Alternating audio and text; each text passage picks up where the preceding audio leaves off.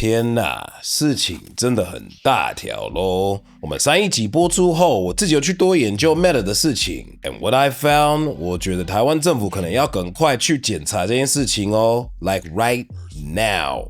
Do it, do it. Cause today I'm presenting some receipts that show 我们台湾人 are in a lot of trouble, and real talk.I have no idea what to do about it. So after watching this episode, if you feel the exact same way as I do, you might want to share this video with your local legislators that you trust, or at least share it with someone who's a lot smarter and might be able to figure out how in the hell we're gonna get out of this one. Hold on to your butts. Don't hold on to your butts. Hold on to the 星球工坊爆米花, which sponsored this video, which by the way, the furikake emoji flavor is 超好吃耶. And after you shot that, come back to the screen and prepare to say it with me as we dive in deep on this one.Because 真的是代志大条咯。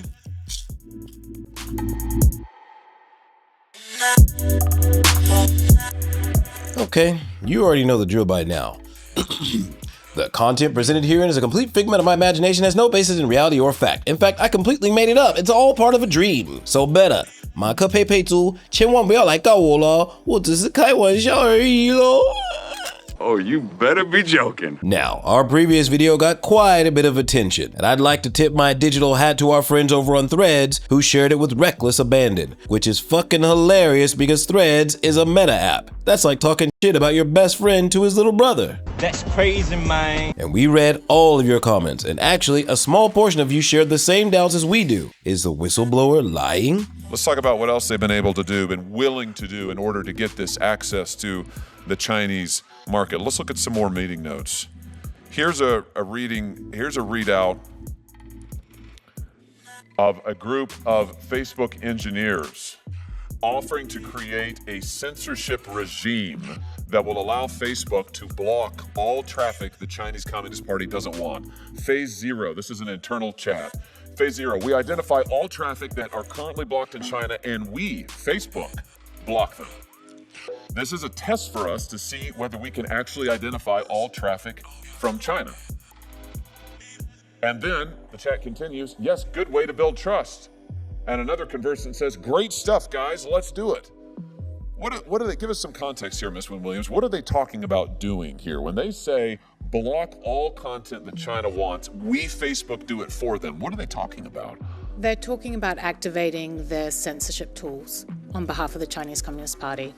So Facebook creates censorship tools that will allow them to assume the burden, if you like, of censorship, where they will do all of the censoring that the Chinese government was doing. Facebook would do it on their behalf. Is that right? That's my understanding. And here you have Facebook employees celebrating it.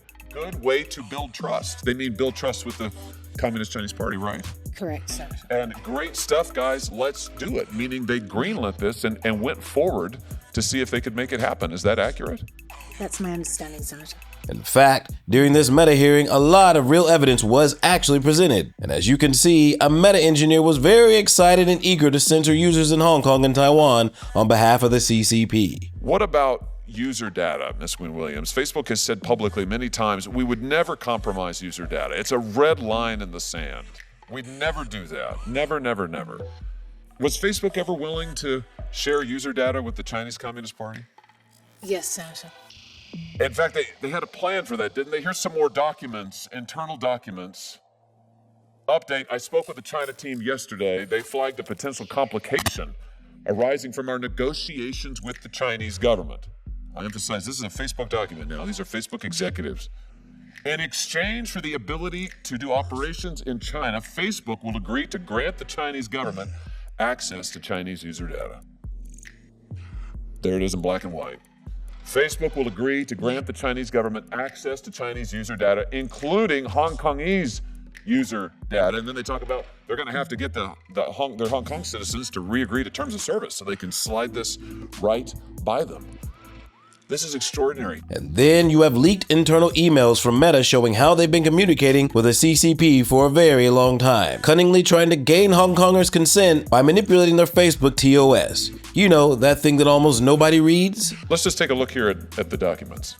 Here's some meeting notes taken shortly after a conversation with a Mr. Chow, who's a Communist Chinese Party member, a government official. Here, Mr. Chow asks Facebook, it says to Facebook, that they want Mr. Guo's Facebook page dealt with. The notes say that Chao wants Facebook in China, but there are others who don't, so we Facebook need to take measures and do more in such situations to demonstrate we can address mutual interests. And then they go on to list, here's what we could do. We could do nothing, we could say we can do something, or we can do even more than expected, but we need to provide a response to the Chinese Communist Party on what we can do. So here we have evidence of high-level contacts between Chinese Communist Party officials and Facebook asking for this dissident's page to be taken down, Facebook acknowledging this pressure, saying we need to do something if we want to get the party's cooperation, the government's cooperation. And what happened next? Well, Senator Hawley, one thing the Chinese Communist Party and Mark Zuckerberg share is that they want to silence their critics. I can say that from a personal experience. So I think they came to the right man. This led to a series of events where eventually this man on American soil was kicked off the platform. So in April of 2017, following these conversations, Facebook takes down the profile, bans it, of Mr. Guo. Then in September, they make that ban permanent. Now here's the really interesting thing. When Facebook's general counsel was asked about this directly under oath in a Senate Intelligence Committee hearing, he sang a different tune. Senator Rubio, I asked him directly, was there any pressure from the Chinese government to block his account? Was there any pressure to block his account? The general counsel, Mr. Stretch, no, Senator. We reviewed a report on that account and analyzed it through regular channels using regular procedures. Was this truthful testimony, Ms. Williams? No, Senator. It's in fact an outright lie, is it not? It is, Senator. We just saw the documentation. Facebook received not just a request, Facebook received direct pressure from the Chinese Communist Party and bowed to it and discussed it internally and planned it and then lied about it to Congress. And then there's the Guo Wengui situation, which was all over social media a few years back, and he is currently being detained in the United States awaiting trial for racketeering conspiracy, securities fraud, wire fraud, bank fraud, and money laundering. Jesus. Soon after that, Meta would do the exact same thing to Andrew Tate and, of course, the Orange Man himself. Now, here's another interesting point. Back in 2012, the FTC here in this country, the FTC entered a consent decree with Facebook about privacy. Do you remember, Ms. Wynne Williams, this would have been early on in your time with the company, but do you remember roughly any of the terms of that FTC consent decree? Because they are relevant here. I do, Senator. They were intended to prevent Meta from deceiving people about the extent to which they collect and share their data. Yes, so the part of the order is, and let me just quote, Facebook shall, quote, shall not misrepresent in any manner, expressly or by implication, the extent to which it maintains the privacy or security of covered information, end quote, which is user data. Now, Facebook is under a consent decree with the FTC on this basis, and yet they are deliberately misrepresenting across the world the security of user data. They are negotiating with the Chinese government to turn over user data, grant the Chinese government access to Chinese user data, including the Hong Kongese, including Taiwan, and yet they're representing to American government officials, no, we don't do that. We don't do that. In fact, they testified under oath. We don't make user data available. All of that was just lies. Is that fair to say, Ms. Wynne Williams? Senator, many decisions have been made, and they were all premised on the basis that Meta would hand over Chinese user data to the Chinese Communist Party. So in addition to lying to Congress on what seems like a fairly regular basis, lying about suppressing dissidents, lying about setting up censorship tools, they've also arguably violated FTC consent decrees. And we have the documentation. This isn't just Ms. Wynne Williams' opinion. This isn't just her recollection. We have the documentation with the Facebook employees, who I might add are high-level, executive-level employees who are planning this and doing this. It's quite extraordinary. This was a pattern of operations at Facebook over and over and over.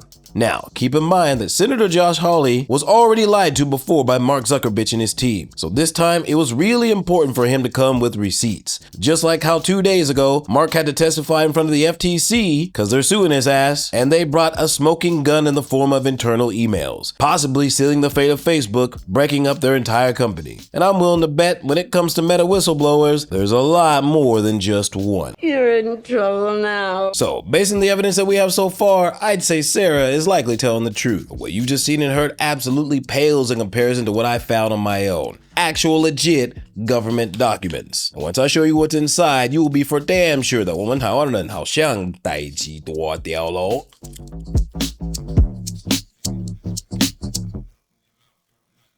Okay, let's do this one last time.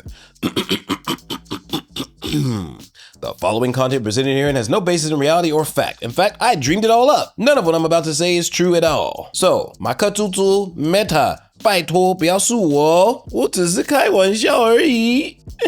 Facebook's secret mission to get into China was called Project Uldren and was restricted to need-to-know staff. There was no bridge too far. Meta built a physical pipeline connecting the United States and China. Meta executives ignored warnings that this would provide backdoor access to the Chinese Communist Party, allowing them to intercept the personal data and private messages of American citizens. The only reason China does not currently have access to US user data through this pipeline is because Congress stepped in. Meta started briefing the Chinese Communist Party as early as 2015. These briefings focused on critical emerging technologies, including artificial intelligence. The explicit goal being to help China outcompete American companies. Project Uldren. This straight up sounded like something out of a space mission in a movie, because you know, Buzz Aldrin, the second person in history to walk on the moon. Anyway, it sounded fake as fuck. So I did some digging, and I found a contract between Meta and the Department of Homeland Security. Hold on to your butts. This national security agreement is made as of the date of the last signature affixed hereto by and between Edge Cable Holdings USA and Meta Platforms, formerly known as Facebook. Meta, on the one hand, and the U.S. Department of Justice, the U.S. Department of Homeland Security, and U.S. Department of Defense, collectively compliance monitoring agencies. Whereas Edge USA is a direct, wholly owned subsidiary of Meta. Whereas the President of the United States has determined that foreign adversaries are increasingly creating and exploiting vulnerabilities in information and communications technology and services, which store and communicate vast amounts of sensitive information, facilitate the digital economy, and support critical infrastructure and vital emergency services in order to commit malicious, cyber-enabled actions, including economic and industrial espionage against the United States and its people. Edge USA agrees that this NSA does not authorize connection or operation for any purposes of any fiber pairs or any supporting equipment originating or terminating in Hong Kong. Edge USA will not connect the U.S.-Philippines segment directly to any Philippine-Hong Kong submarine cable or submarine cable segment. Edge USA also will not employ segments 1.1.1, 1.1.2, or 1.2 of its fiber pair 1 or its segment 3 in any other configuration that is the equivalent of a direct fiber pair between the United States and Hong Kong. Whereas Edge USA and GU Holdings Inc. seek a license to land and operate within the United States a private fiber optic submarine cable system connecting the United States to Taiwan and the Philippines called the Pacific Light Cable Network. So, Project Uldren is real, and it was indeed blocked by Congress, all because of some serious national security concerns. Just a small announcement. You're pretty close to going to hell. Now, this raises another question for me. It seems like everything has been stopped. After the whistleblower exposed everything, Meta must have stopped helping the CCP, and it should all be over, right? The willingness to censor was not the only troubling thing I witnessed. I watched as executives decided to provide the Chinese Communist Party with access to Meta user data, including that of Americans. Meta does not dispute these facts. They can't. I have the documents. As recently as this Monday, they claim that they do not operate their services in China. Another lie. In fact, they began offering products and services in China as early as 2014. That hasn't stopped. Their own SEC filings from last year show that China is now Meta's second biggest market. SEC filings? Now this piqued my interest even more, because if Project Uldren was indeed stopped and Meta was no longer in cahoots with the CCP, then we should see a significant drop in Meta's Chinese revenue. right? Maybe? So I went to the Security Exchange Commission's website to have a look for myself, and here's what I found. Hold on to your butts. In 2022, Meta's China revenue was $7.4 billion. The following year, it nearly doubled, jumping to $13.69 billion, and just last year, it jumped even higher to $18.35 billion, a 34% increase in revenue. Dollar bills, y'all. God damn. So that would mean that Meta is still doing business in China, and actually that they never stopped. The Republic of China, known around the world as Taiwan, is a semi-recognized nation staring down the barrel at an enemy it cannot defeat. Isolated on an island archipelago between East and South China Seas, Taiwan has a number of powerful friends on the global stage, but it's a place defined by its greatest adversary, the People's Republic of China, who regard little Taiwan as nothing more than a breakaway province. In a story that's one part aerospace engineering and one part geopolitics, Taiwan has been shown the merits of a valuable strategic asset in the Starlink system, but also has gained a front row seat to see how the choices of one capricious billionaire can make that technology work or make it fail with a snap of a finger. When it comes to Starlink, Elon giveth and Elon taketh away, and for Taiwan, that is not good enough. Instead, they're doing Starlink their way, and the results could change everything not just in space, but also back here on Earth. Now, the Taiwanese government refused to use Starlink because of Elon's business dealings and deep ties with China, which I think is an absolutely good decision. But my question is, should Taiwan apply the same standard to Mark as they do to Elon Musk? 看完后，真的需要立法委员向国防部质询。这问题性，国军人员不应升装 META 旗下的 App。 Now, this user's comment made me realize something even more serious. Nearly 80% of Taiwanese people have some sort of Meta app installed, be it Facebook or Messenger or Instagram or Threads or WhatsApp. But what about Taiwan's civil servants? What about military personnel? If they're identified by Meta through photos and user profiles, and if Meta actually does have servers in China, would that mean that the CCP also has access to all the data of those same personnel? Their name, their date of birth, their gender, the political affiliations, and even their geolocation? So that when the war starts, or even a smarter tactic is before a single shot is even fired, they target these public servants, civil servants, and military personnel with political ideological ad campaigns, allowing their feed to accumulate pro-China propaganda or information harmful to Taiwan, so that when the war comes, Now to me, this sounds like a serious national security crisis. But what the hell do I know? I'm just a YouTuber. But if any of you think that I might be onto something, I want to ask you to do me a favor. Take this video and share it with your local legislator that you trust, that part's important, especially if you've seen the news lately, and let people who are way smarter than me figure out what in the hell they can do to fix this shit. Help me!